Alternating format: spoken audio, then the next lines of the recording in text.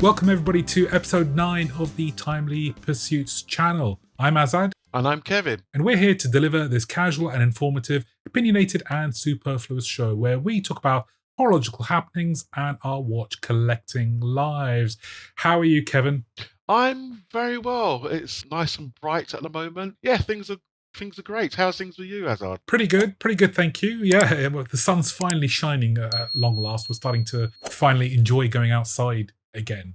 Now, at the time of recording, Kevin will actually be at Watches and Wonders. So we're doing this just ahead of that. But it has been a pretty busy period. What have you been up to, Kevin? It has been busy. I've been quite fortunate. I went to the launch event of RADO on Thursday. It was very, very interesting. See some interesting people. Thanks to the team at RADO for inviting me. Products coming out are amazing, I have to say. I'm looking forward to spending a lot more time with the RADO team and also trying on the watches. But yeah, they are pretty impressive. For the money, I do like RADO. I mean, they're between £2,000 and £3,000 generally. They're the full ceramic, and they're great. They're a fun company. They're the fun part of the Swatch group, along with Swatch themselves, I assume. I do like them. It was a great event. Lots of people were there singing, unfortunately, dancing and enjoying themselves. But yeah, great fun. Great fun. And thanks again, Rado. Oh, sounds great. I'm slightly sad I missed it now, but yeah. Yes, should have came. Looks like fun. Should have come. Yeah. Should have come. Should have done. I should have.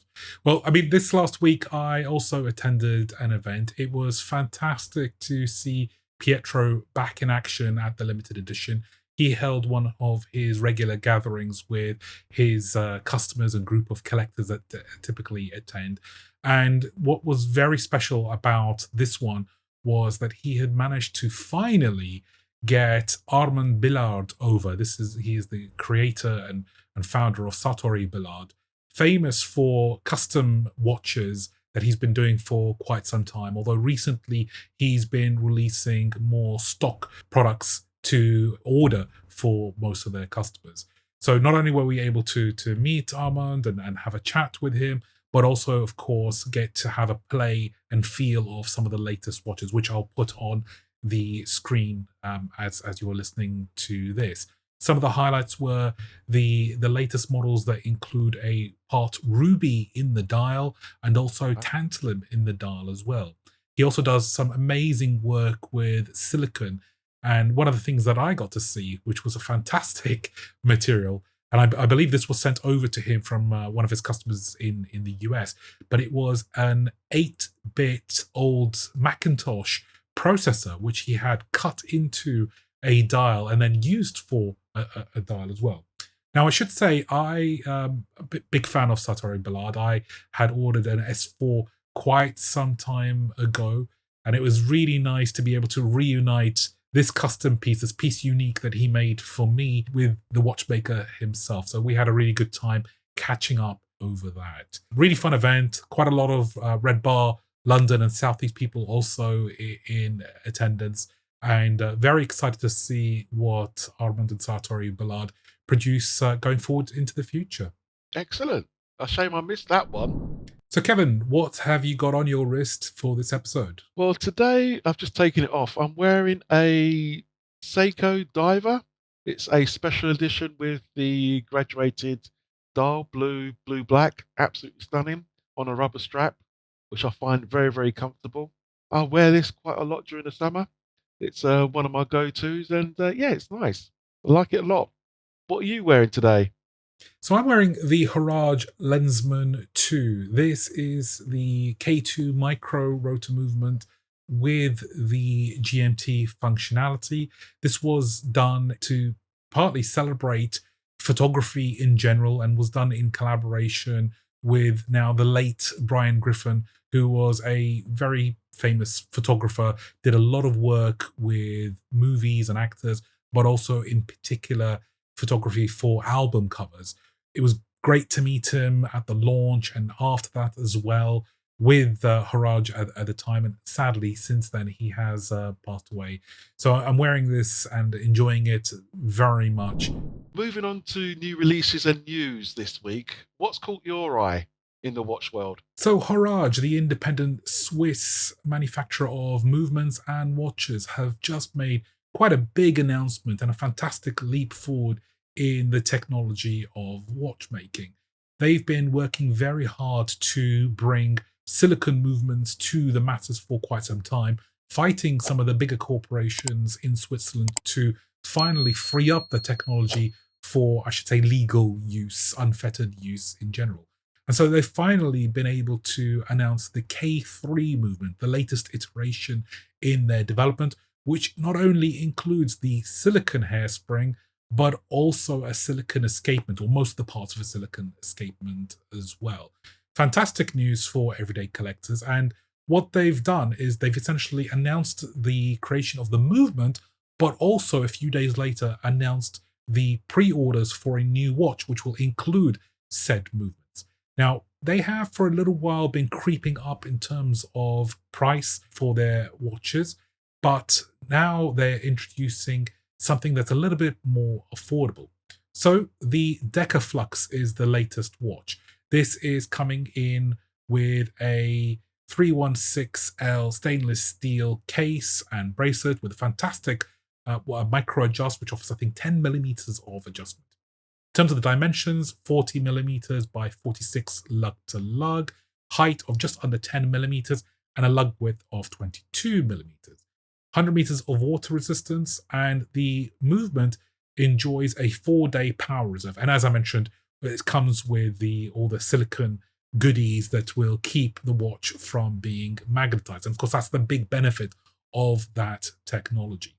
Now, as you're seeing the images on screen, I'm sure you will see the resemblance to the old Rolex Milgauss, and they are absolutely upfront in discussing their inspiration for the design. The Milgauss in the 1950s was developed to deal with magnetism from electronic machinery, and that was solved at the time with the use of a Faraday cage within the watch. Now, of course, we have better technology in the form of silicon, and those materials are incredibly resistant to magnetism. The watch will be available in polished black and also sunburst blue, and it does come with the striking lightning bolt hands. In terms of the price, pre-orders, as I said, have begun with delivery starting from June 2025, and it's going to be retailing at 2,625 Swiss francs, or just under £2,300 based on the current exchange rate. That includes taxes and delivery costs. Now, Kevin, you're an owner of a Milgauss, if I'm correct in saying. Correct. Yeah. What did you think of what do you think of this latest release? I do actually like it. Obviously, I like the second hand with the lightning bolt, but yeah, it's an interesting concept. What they are doing at the moment, they are obviously probably at the forefront of movement design and construction using exotic materials. And yeah, let's hope that they keep on overachieving compared to other more mainstream brands like Amiga or Rolex or JLC, for instance. I have nothing bad to say about the watch or the watch brand itself. It's just in this particular instance, this one's just not for me. I like it, but it will never get enough wrist time for me.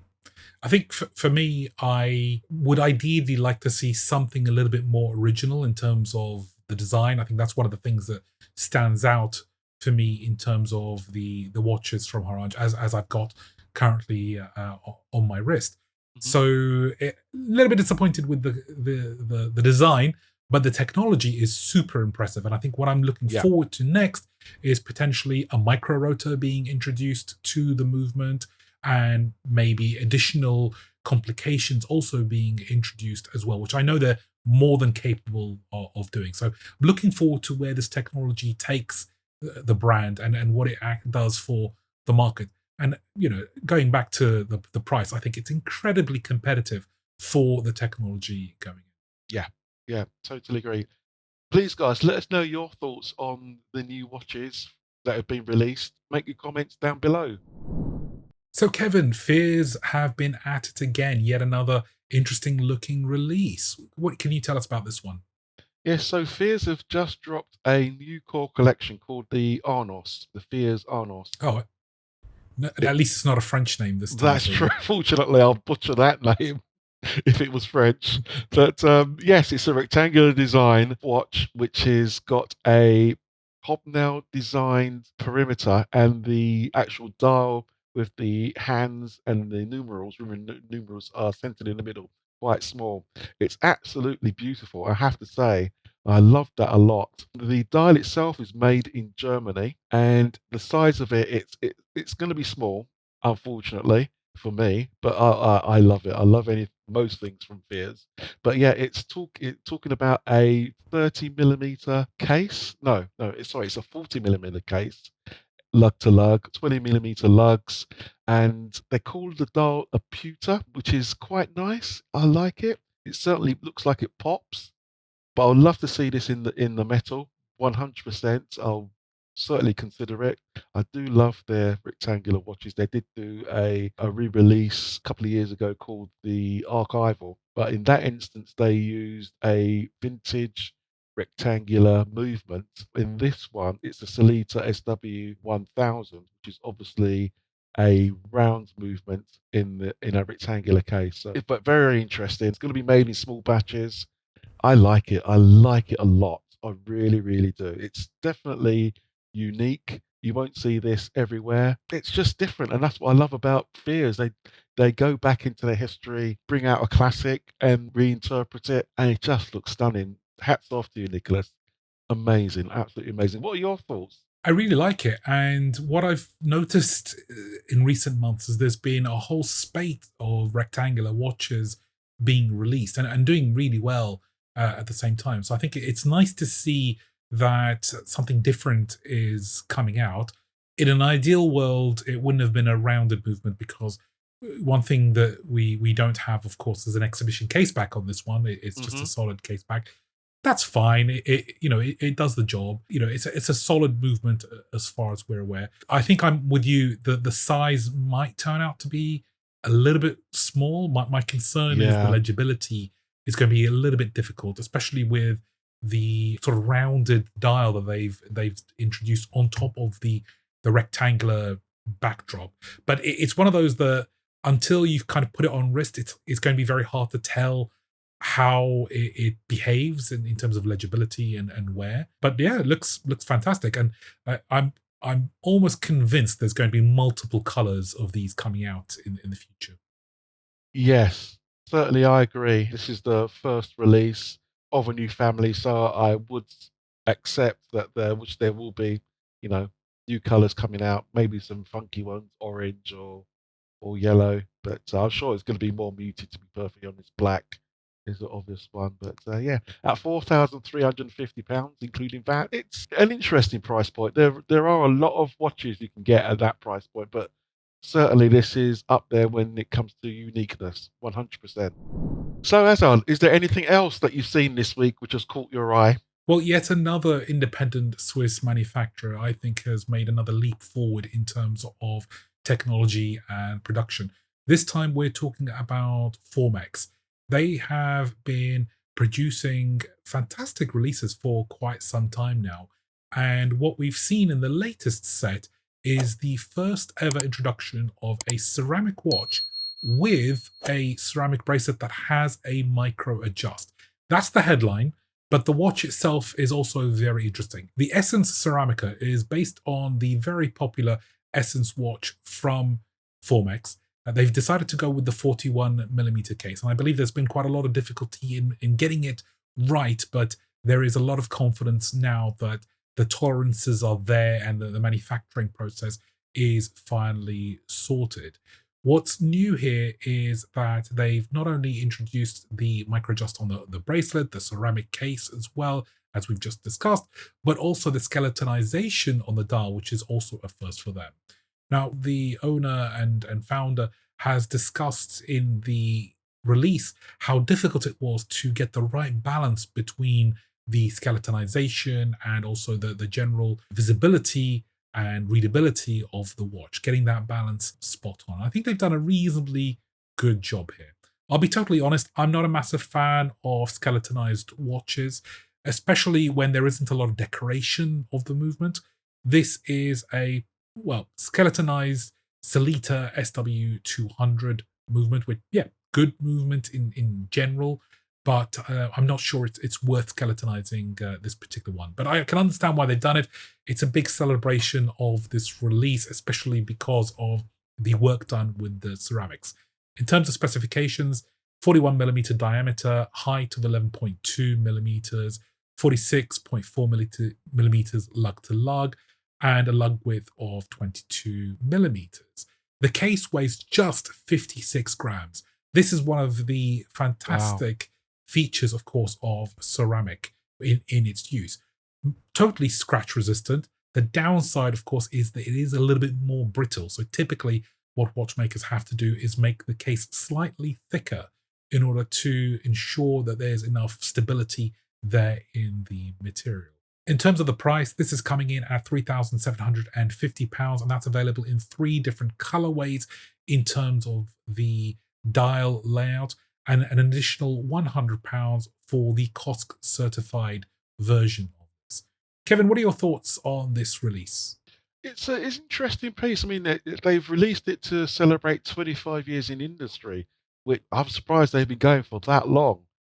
They are extremely affordable watches, generally FORMEX they produce. This one is interesting. I mean, it's the first one, as you say, with the adjustable ceramic bracelet. And again, I like ceramic materials. However, I am a person who does drop a watch now and again. So, as they are brittle, they may chip, they may break. And, with a stainless steel or titanium, that won't happen. You just have to baby it a bit more carefully, as you say, but they are scratch resistant and they are lighter. They're the 2 versions, the Stradale and the GT, they're limited to 88 pieces per collection. Yeah, I expect them to fly out the door quite quickly, to be perfectly honest. But unfortunately, one will not be on my wrist. I'm glad they're using the 41 millimeter case. I find that the 38 is generally too small on me, and the 41 fits on my wrist quite well, to be perfectly honest. But yeah, I like it. It's just not coming in my direction, unfortunately. And by the time this video comes out, I'm sure they're probably all sold out.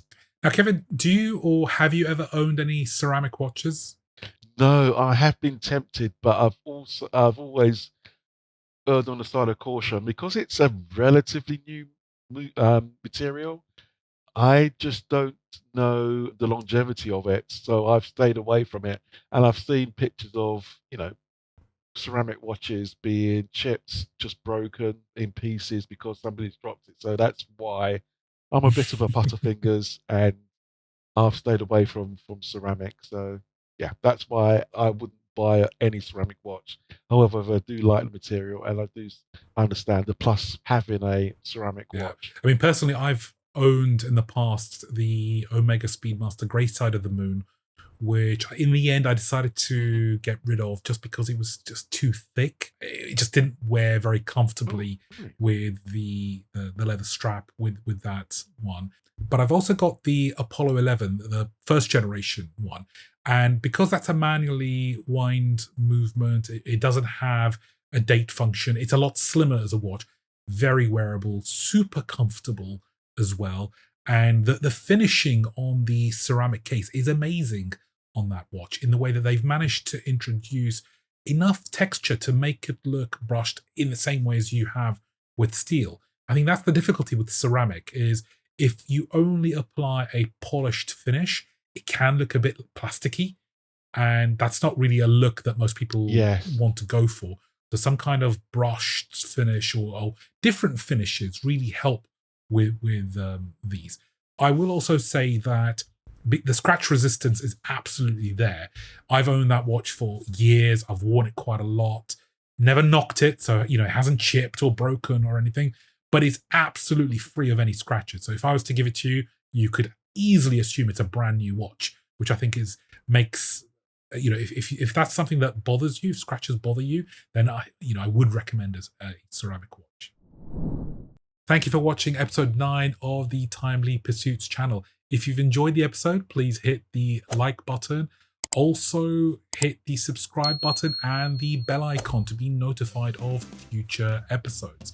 To follow us further, you can find me on Instagram with the handle az.time. and also on the other YouTube channel, AZ Time. What about you, Kevin? Hi, yes, you can find me on Instagram as well. My handle is Kevin_Roberts100. And please do hit the bell icon and please comment on what your thoughts are on the 3 watches we've discussed this week, which one you would prefer, or if there is anything else you want us to discuss. Please comment below. Thanks very much. Bye-bye. Bye all.